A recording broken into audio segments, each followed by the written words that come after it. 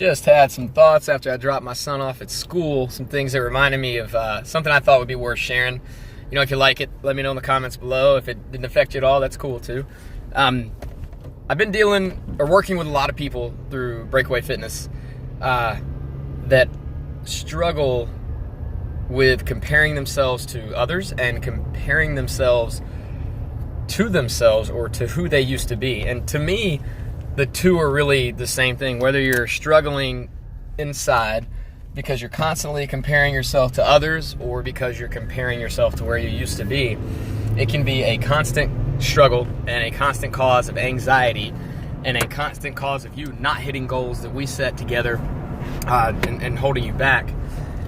I thought about it because there was a woman in one of my sessions today who's very, very strong and strong-willed, physically strong. She's a strong runner, but when we set a program, she follows it to the T. And she had a shirt on that said, "Look in the mirror," and then written backwards, it said, "That's your competition," or "You're your biggest competition," or something like that. And I think that goes a couple different ways. It's really interesting because of what I just said a minute ago about comparing yourself to yourself. But I read the shirt to her as she was doubting her ability to add weight to a bar on her next set of bench press. She was seriously inside of her head, but saying it out loud to her lifting partner that she thinks that she could do more weight, but she doesn't think she can handle it for the next 4 sets because we were doing 5 sets of 5 on bench press. I told her, I said, "Michelle, if you think you can do more, then let's give it a shot. There's nothing that you can lose from giving it a shot. And if not, just go look in the mirror." And she looked down on her shirt. She just kind of chuckled a little bit, and we put more weight on the bar. And sure enough, she crushed it. And maybe people won't crush that every single time, but she did. And at that point, she was her biggest competition.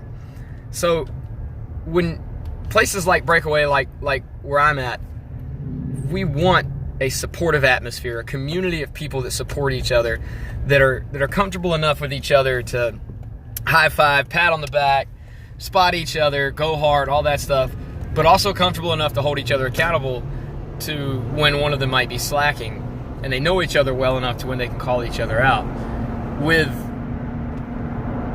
competition is healthy in that generally if you're competing, then you're giving it 100%.